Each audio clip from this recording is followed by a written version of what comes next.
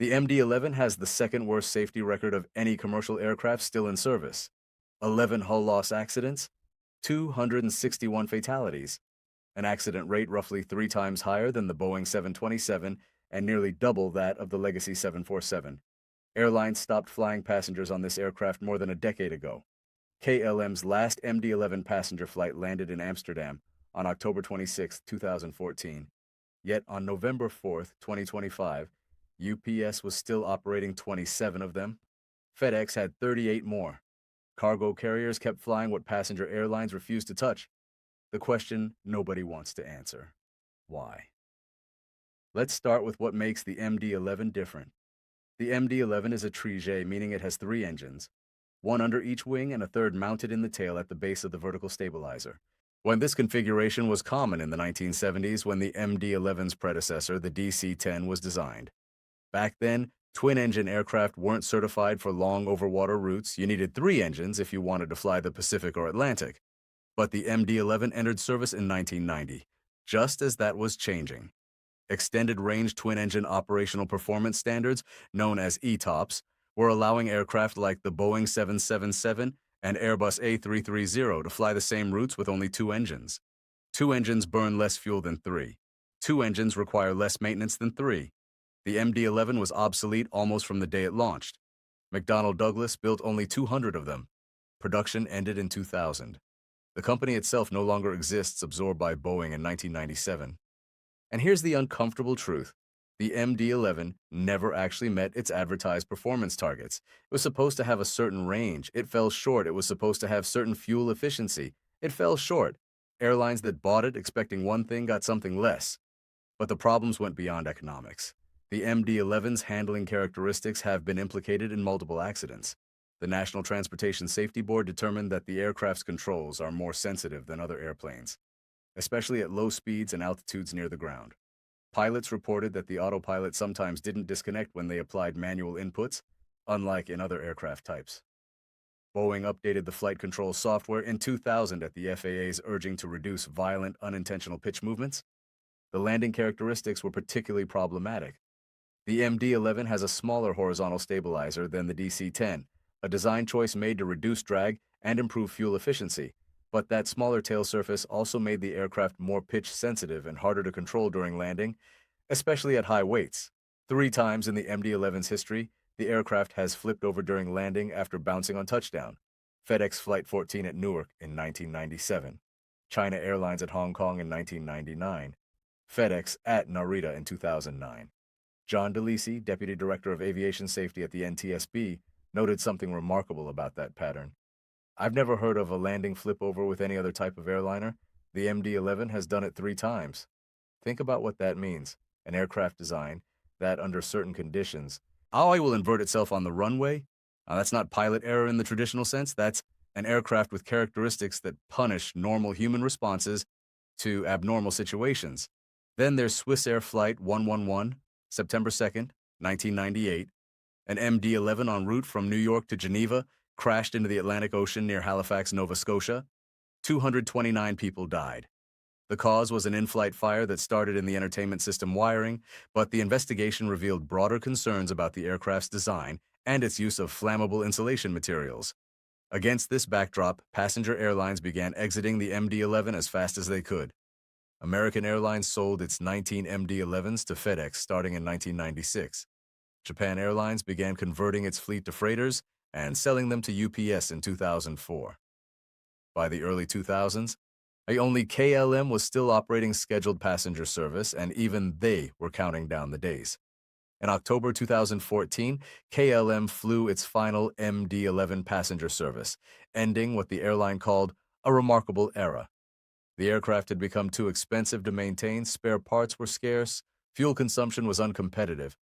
The Boeing 787 Dreamliner was arriving, burning 15% less fuel with lower noise and emissions. So if the MD-11 was too problematic for passengers, why did cargo carriers keep flying it? The answer comes down to economics and a fundamental difference between passenger and cargo operations. Cargo jets fly about 30% less than passenger jets.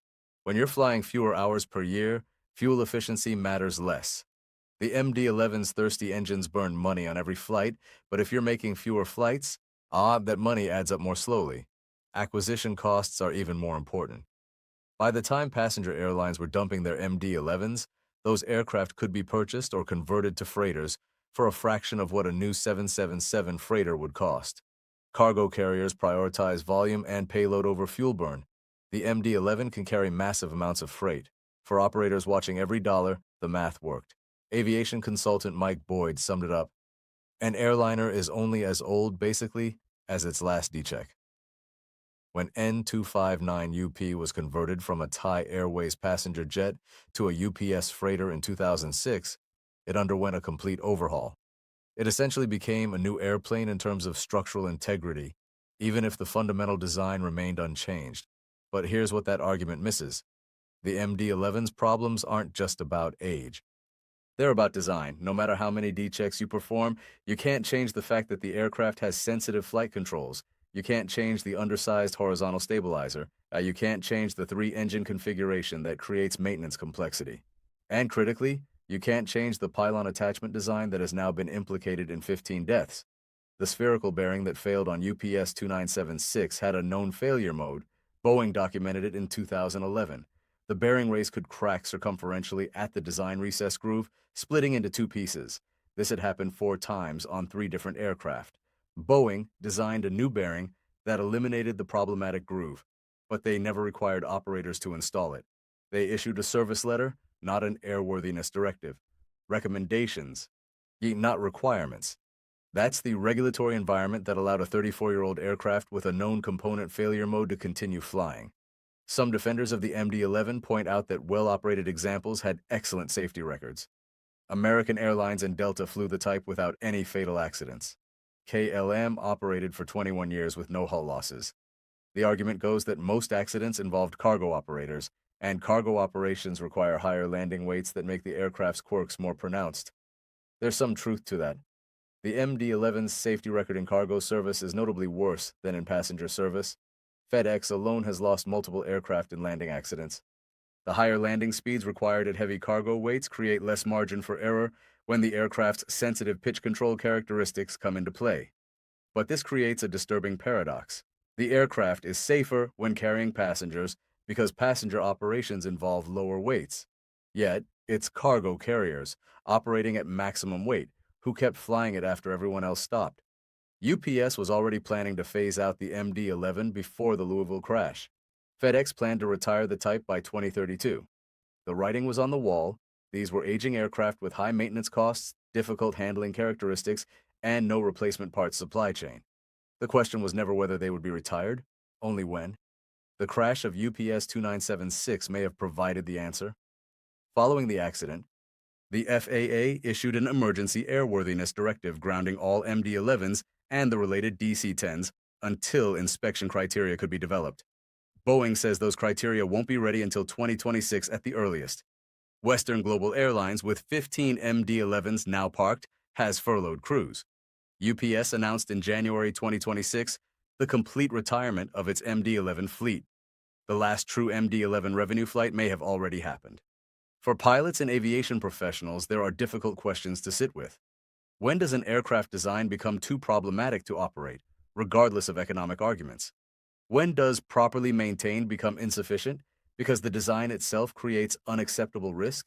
And what responsibility do regulators bear when known failure modes aren't addressed with mandatory action? Captain Richard Wartenberg, OOCA, Geroswa Mwasesan Che Wafozwa, where First Officer Lee Truitt and Relief Officer Dana Diamond were highly experienced professionals. Between them, they had nearly 15,000 hours in the MD-11. They knew the aircraft's characteristics. They had trained for its quirks. But no amount of experience could save them when a 3-inch bearing failed at the worst possible moment, taking away 2 of their 3 engines and giving them less than 15 seconds before impact. The 12 people on the ground had no warning at all. Those 15 deaths joined the 261 who died in MD-11 accidents before them. Each one a data point in a safety record that should have prompted more aggressive action years ago. Each one a human being whose life was valued less than the economics of keeping old aircraft flying. The MD-11 was a commercial failure that found second life as a freighter because cargo carriers valued low acquisition costs over handling characteristics. It was an aircraft with known design issues that regulators addressed with recommendations rather than requirements. It was a 34-year-old machine still earning revenue for its operators while Boeing was documenting component failures that could, and eventually did, prove fatal. When the NTSB issues its final report, we'll learn more about exactly why UPS 2976 crashed. But we already know enough to ask whether this aircraft should have been flying at all, whether the regulatory system that allowed known failure modes to go unaddressed for 15 years served the public interest, whether the economics of cargo aviation created pressures that passenger airlines would never accept. 15 people paid the price for those questions going unanswered. The MD-11 may never fly again commercially. If that's the case, it will have ended its service life the same way it started, controversial, problematic, and costing lives that might have been saved with different decisions. When the final report is released, I'll be here. Until then, we have 261 reasons to ask why we let this aircraft keep flying,